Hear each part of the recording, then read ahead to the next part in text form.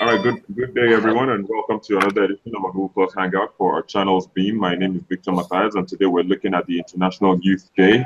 Of course, there's been so much going on about the role youth can play in terms of fostering peace in the world.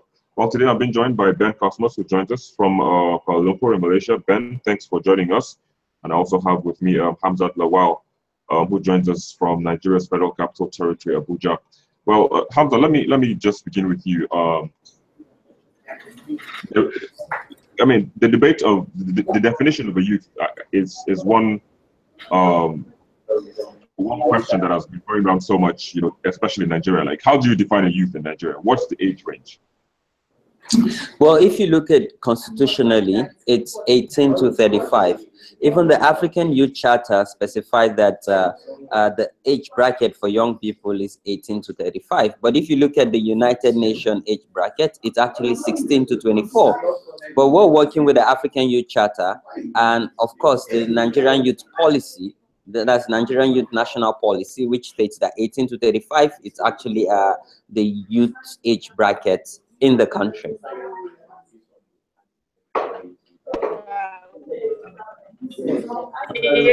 All right. There's a bit of noise where you are, Hamza, but then it's. I hope that simmers down as we move on. But wait.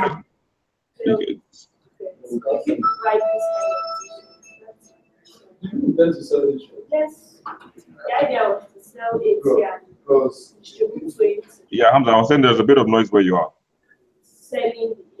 Is it fine now? Okay, yeah, I think it's getting better. Hopefully, it'll be better than this. Okay. All right. So let's begin with the role youth can play. I mean, in fostering peace, because this year's theme is looking at how youth can make their role in fostering peace in the world, in their countries, and all that. Like, how do you see that happening? How has that happened? Well, young people are drivers of peace. Knowing that young people are actually the most populate, the ones who are over 60% of the population. So for peace to reign, we have to drive peace as young people. If you look at the insurgents in the Northeast and other social vices, these drivers and carriers are mostly young people. But for us to have sustained peace and for us to have that collaboration between both the government, the people, and other actors, young people have to be engaged, informed, and actually aware on how they can be national players, not just local or regional players in peace building, but actually national players to ensure that we have sustained peace in the country. The good thing is young people have the energy and technology to provide us with an avenue to be able to interact and engage, remotely. My brother who is joining us is in Malaysia, but he's contributing to national peace building using technology tools and engaging his peers and ensuring that he's able to bridge that gap and foster diplomatic ties between our country and even countries abroad. So, yeah. All right, I'll come back to you in just a minute. But Ben, you just heard Hamza. But let's get your own take on this issue. Like, how do you see youths playing out in terms of the roles they've been playing in trying to ensure peace and sustain it in the world? Yeah, the youth have a vital role to play. The youth are the cornerstone of the youth are cornerstones to societal rejuvenation, and also the youth have plays an active role in terms of population growth and for a nation like Nigeria that is well endowed with young people, we should be able to know how we can engage our youthful population in doing something positive to see how we can foster peace and for the whole country at large. Because just like the brother speaker has spoken, if you look at the Northeast insurgents, most of the people who are involved in these deadly killings are mostly young peoples, and so the youth really need to come out and begin to play a vital role to see how we can curtail this menace, this insurgency, and and also try to see how we can preach peace among ourselves, discourage this issue of hate speech from both angles, from both parties, and we can also see how we can come on board and take over power, just like the not too young to run bill has been law. So it's a very good thing for us. So it depends on us, the youth, and to see how we can begin to look at the technology, look at the advantage we have that is with us now in terms of technologically, and which we have that other people do not have. Today we have technology at our fingertips where we can, in just 1 or 2 buttons, informations can be given out. We can get vital information. We can share information from Nigeria to other parts of the world. And so we are not economically, we are not disenfranchised. We have all the advantage we want. We have everything we want. So all we need to do is a good institution that will help the youth to discover their potentials and how we can train more youths so that they can come on board and drive this peace issue. Because at this time of the Nigeria, in terms of look at the whole process is probably dominated by young people, just like we have older people. And so the youth have a long way to go at this point in time, and we should just try ourselves not to be used by some people who have some political, some selfish politicians should not drag us and begin to use us for the wrong reasons. We, the youth, really need to come out and begin to see how we can drive growth, how we can drive peace among ourselves, and ensure that we have a peaceful. And also, I have to commend United Nations. They are doing so well to see that they can foster peace within the Gulf of Guinea. They have done so well in terms of conflict resolution and management, in terms of environmental protection, in terms of local economic development. They have done so well in training a lot of young people who can, fit into these positions to see how they can drive growth and promote peace. All right, Beryl. Ben, you made mention of technology, which I mean, if you, to break it down, we have social media and all that. How would you say youths have been using these platforms? Because it's one platform that is very key in terms of spreading messages and spreading information. But would you say there has been a controlled use in terms of fostering peace for this using technology?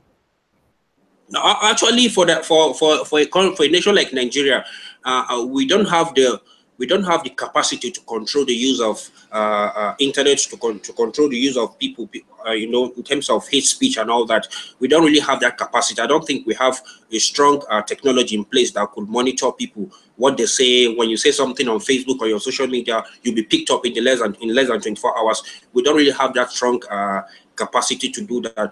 But I think I think what we should be doing right now is to form another group that will form a counter attack to these people. Whenever they pump in some kind of hate speech, someone can sit down at the corner side of his bed and come up with a stupid video or a kind of voice message and spray it over WhatsApp, and before you know what is happening, it's gone viral and everybody is afraid. So someone needs to be at the other side to counter those people and say, look, these things are false. This is the best way we can go. And so if we don't have that kind of relationship, promote unity among ourselves, we'll continue to have people who will use their social media handle to perpetrate some kind of evil, and it's very easy to get away with it because there's nobody to find you, nobody to locate your IP and all that, because we don't really have those technologies in place like other developed nations. Technology is a very good thing that we have.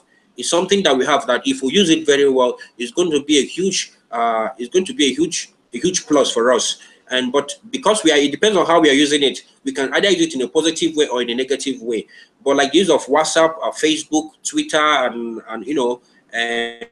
Snapchat and the rest of them all, and more are still coming up. And if you look at some of these social media handles, they are now being updated. That you can even at the slap of a finger, you can begin to make a live video of events that is happening around you, unlike when it started before. So things are gradually. All these applications, they are getting themselves updated, and so we need to use this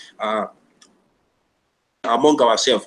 We need to learn how to use it rightly, not just for fun, not just for shows, but we can also use it to promote peace in our domain. We can also use it to promote peace and spread good news, not more or less hate speech, because most time now it's been used for promoting hate speech. But we've done less. Nothing more have been really done in using it to promote peaceful coexistence between us. So technology is a very good advantage for us. That it depends on how we are using it as young people and the kind of information we are going to find online and what we want to use it for. So that is the main major problem we are having in Nigeria. So all we need to do right now is to come up with a very good group that will counter any kind of information that will create fears in the mind of people, and that will promote negative ideas in the minds of people. So we need to really sit up very well, and the youth need to come and understand that this country belongs to all of us, and see how we can work towards promoting peace and unity across the nation. All right, very well. Hamza, let me just come back to you. I don't know if you would want to respond to the technology question first. Well, technology is a tool, and we can choose to use it positively or negatively. Either ways, this is a tool, and it depends on how we use it. But I want to believe that technology is, I usually say it's one of the blessings of our generation, where we can actually use it to promote peace, to promote unity, and most importantly, to share knowledge and information between our peers, where we can strengthen our democracy and public institution. So, but it's a tool, and as you all know, some people out there use it to foster their own selfish reasons. But it's now dwell on us to ensure we can reinvent the wheel, drive the discussion around peace building, and ensure that we're able to mobilize our peers and millions of young people out there with the energy, with the innovation to support peace building and peaceful coexistence. All right, very well. So one of the themes, apart from the peace sustenance of this year's International Youth Day, the other one I think is to celebrate young people's contributions to conflict prevention, transformation, and also inclusion, social justice, and sustaining peace. How would you say that youth have done this for them to even be celebrated in the first place? Well, I can give you 1,000,001 names. And when I say names, I mean Nigerian youth names that have done quite a lot. Let me mention a few. Ambassador Bolori lives in Borno State, and he has actually instituted a program for de-radicalization and peace building, and actually founded an organization called Exit Lanes, where they're training young people and mobilizing young people to embrace peace in the state. And he has gone beyond that. He actually now works in close collaboration with other international NGO and local partners, and even the government, to see how they can inform policies and decisions that would promote peace and de-radicalize young people that have gone into insurgents. Just last week in Lagos State, Olumide Idowu mobilized young people and had a dialogue where he brought key speakers and influential people, older people, to have intergenerational dialogue where young people and older people can actually have a conversation around peace building and showcase what young people are doing. I can mention quite a lot of young people doing or playing roles that are building peace and ensuring peaceful coexistence. I have other young people who are using farming to promote peace. Young people in Nigeria have actually done quite a lot. You have Samson Itodo, who is working to ensure that our electoral system is strengthened and other public institutions around election are strengthened. I have other young people who are working on police reform, on judiciary reform. So for me and for us, young people are actually the ones informing what is happening presently in the country. Well, good examples actually you just mentioned there. But then some say that identifying and addressing the social exclusion of young people is a precondition for sustaining peace. Do you agree? Can you please come again? Okay, I said some people are saying that to identify and to address the social exclusion of young people is a maybe from governance and so on, political circles and all that is a precondition for sustaining peace. Do you agree? Well, again, our democracy is pretty young. And if you have a barrier that does not allow a constituent to ensure that they're able to contribute effectively to that young democracy, that's going to cause some level of distrust and disunity. I believe that if we have equal opportunity, enabling environment to strive as young people, as older people, as male, as female, as boys and girls, then we would have peaceful coexistence and would have that opportunity to dialogue and always have an avenue where people can air their grievances and ensure that the justice prevails. So for me, I believe our young democracy, there's that opportunity where we would open up the space, both the political space, so that young people can participate, young people can contribute, can inform, and ensure that we have equal rights and opportunity as citizens of the Federal Republic of Nigeria. All right, Meryl, thanks, Hamza. Just before we continue, Isaac joins us. Isaac, if you can hear me. Yes, I can. Good morning. Hello, good morning, everyone. Good morning, Victor. Good morning. Thanks for joining us. So, yeah, quite a lot of water has gone on the bridge before you joined us. So we're looking at the International Youth Day, and we're looking at the amazing things young people are doing around the world in terms of trying to sustain peace and all that. But let me get your view about how you think this has been going on. On how I think young people have been trying to sustain peace around the world? Exactly. I'm going to come from, because I'm a digital media person, I'm going to come from the digital media angle, how young people have been able to use social media to drive social good. Hello? Yeah, that's fine. Hi. Go ahead. Go ahead. We can hear you. Okay, so I couldn't hear you for a bit, so I was worried. Okay, so I'm going to talk about how young people have been able to use social media to drive social good. So far, in my opinion, I would say that the youth basically have it covered because there's been a lot of activity on social media. There's been a lot of activity on social media, and people are being able to use that channel to have a voice, to state their opinions, and then to drive conversations. Right? Sorry, did I get the question right? Am I answering it right? I think I lost my volume. Hello? Yeah, we can hear you, Isaac. Go ahead, please. Okay, yeah, so I think I basically asked how you wanted to get my opinion on how young people are driving peace, right? Sorry, I just want to be sure I got your question right. Yeah, okay, so I'm going to say there's been a lot of activity on social media. Social media gives the youth a voice and gives them a channel to be able to push to make their opinions and be heard. So there's been a lot of usage of social media to drive that activity. Yeah, so but there also has been the issue of hate speeches, on social media as well. So that has also been a concern, of which, I mean, that terrain, like you mentioned, is mostly used by youths. So that has raised a concern, don't you think? Yes, as well as it happens offline, that's how it happens online too. So it will come up. There are those concerns because those concerns are also offline. However, that's a channel and that's an opportunity. There are a lot of people who previously, before the advent of social media or before before being able to use that channel to push their voice, they didn't have the opportunity. Now it gives everyone the opportunity.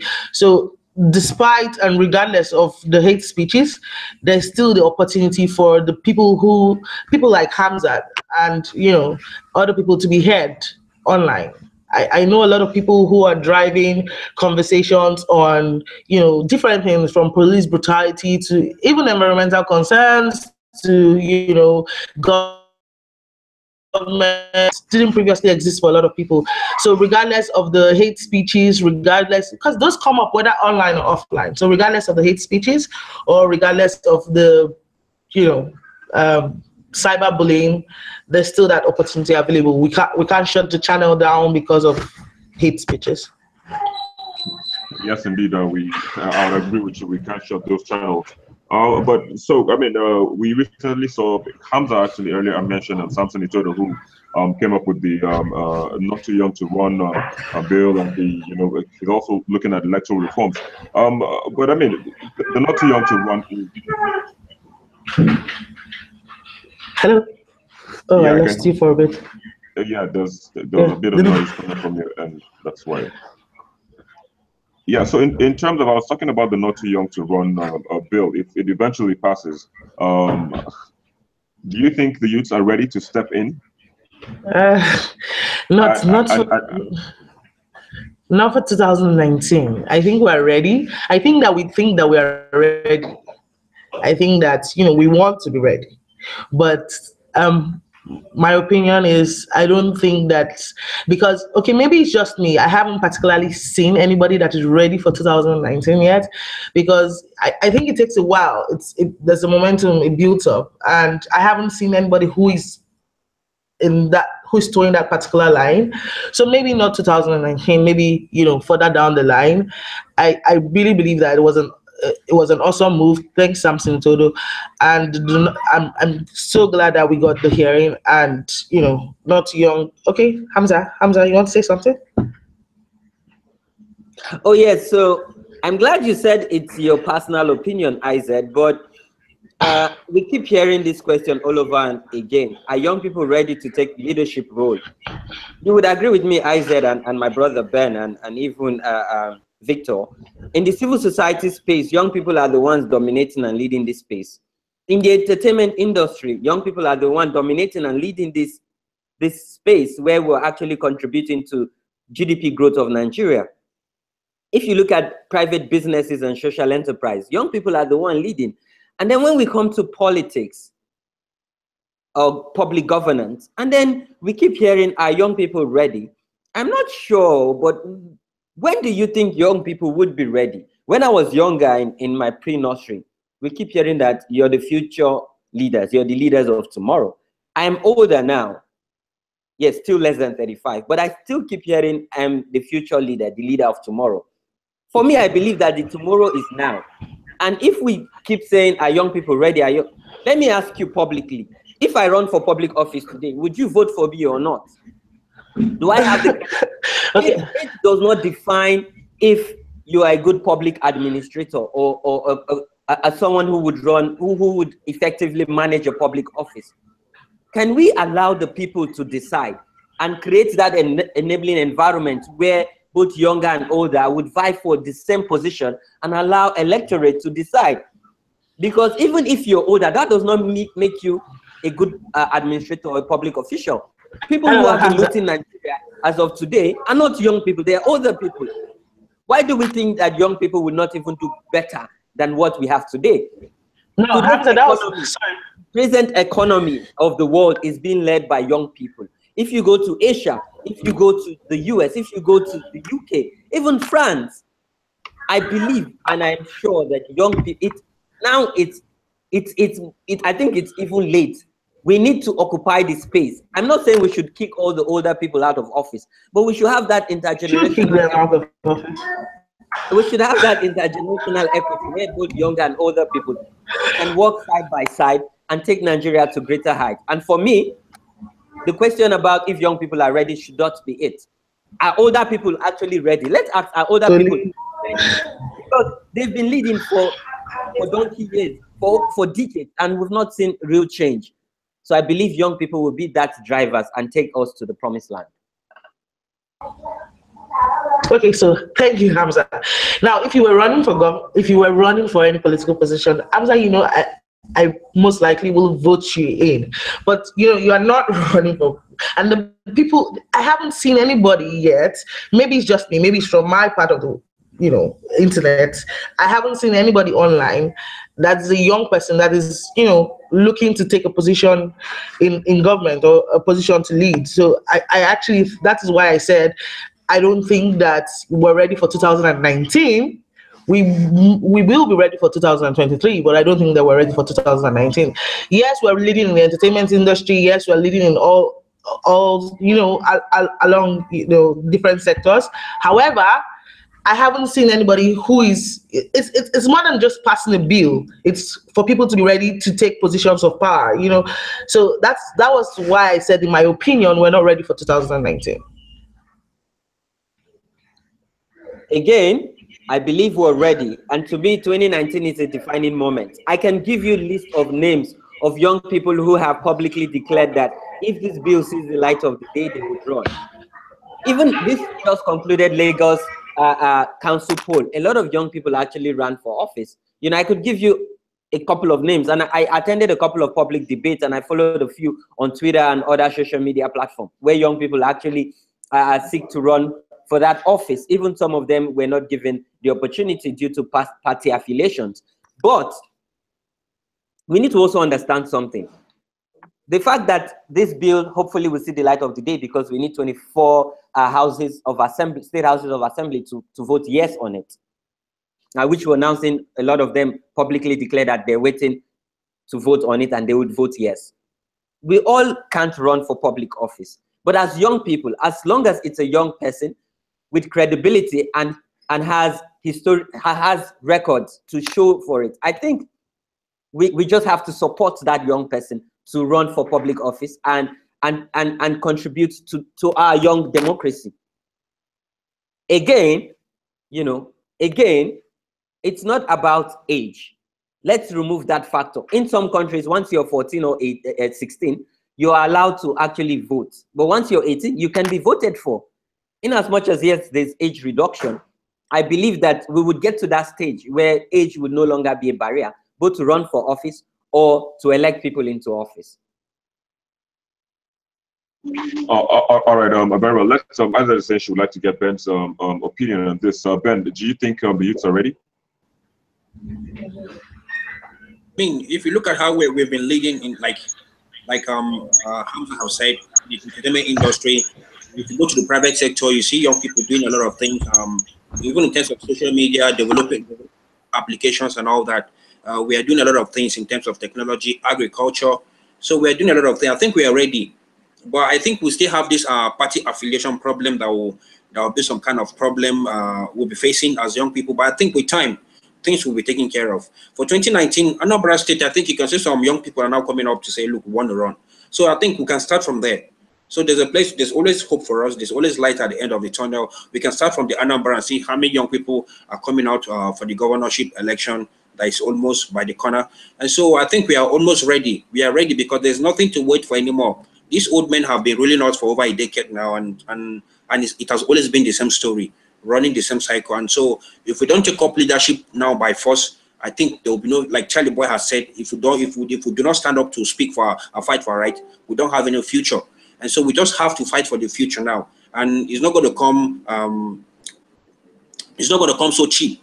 We just have to fight for it. We just have to push. We have to press until we get what we want and change things. Change cannot just happen. Someone has to spearhead it. Someone has to just be there to, make sure that things works. And whoever that is there to help or spearhead or to move any motion that will make things work for us, we all just have to be there to support any young person that has credibilities and can show that can show purposefully that he's equal to the task to show some kind of good leadership skills. And so we will help any person to run, and we'll vote for him or her. It doesn't matter. The youths are just ready. We are ripe enough to take over leadership. But if we continue to look at these old people going in, creating policies that will favor them and all that, we won't be able to do anything. If someone has not moved this motion, not young to run bill, and people keep talking about it, I don't think we will have this bill in the first place. Someone came up with this bill, and so it was time for us to change things. And here we are today, we are talking about it. So we are just ready. All we just want is a very good platform, a free and fair, a level playing field for everybody, where our votes will count, our votes will not be manipulated. People won't have this kind of electoral violence and election and electoral killings here and there, and the electorate will decide who wants to who they want to govern them. But I believe if it's going to be on a free and fair election and we'll have young people running, I bet you young people will vote for the young people, young minds like them, and leave these old people out of office, because it's time for us to have a kind of change of leadership, just like Canada did. You have a young person running the aim of having Canada, you go to France, other European countries, so we can do the same. All right, very well. I was just looking at the chat box, and I saw Hamza's comment where he said, I want to jump in, but then let me not comment on that. Let me just say that on this note, we have to wrap up the conversation. Ben, I'll just take that as your closing remarks. Hamza, let me come to you as well to get a few words before we go, and also get Isaac on, and then wrap up the conversation. Well, as citizens and as a country, we need to unite ourselves against all the barriers that are working against us. And for us as a people, if we need to see real change and see difference in the life of those rural people in communities, we need to unite ourselves. We need to ensure that public service actually work. And most importantly, we need to contribute to that change that we want to see. Change does not come cheap. So as young people, peace is the major driver to ensure that Nigeria becomes great again. Thank you very much, Hamza Lawal. You joined us from Abuja, the nation's capital. Isaac, let's also get you in closing before we go. Okay, riding on what Hamza said, that peace is the major driver. I totally go with that remark, especially since we definitely right now have a voice more than we did previously.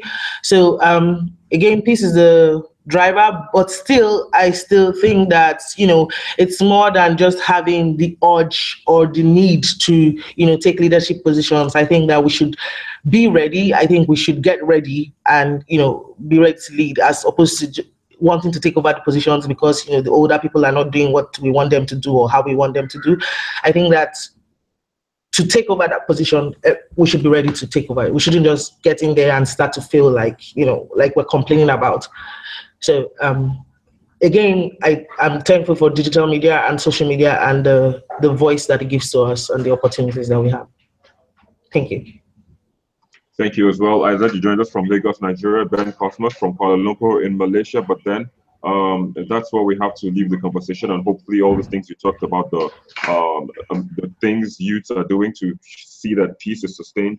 Hopefully we'll see all that continuing, and we'll see them in also, like you made mention of, in leadership positions in not too far or not too distant future. But then again, it's a wrap on this program. And it's a Google Plus Hangout for Channels B.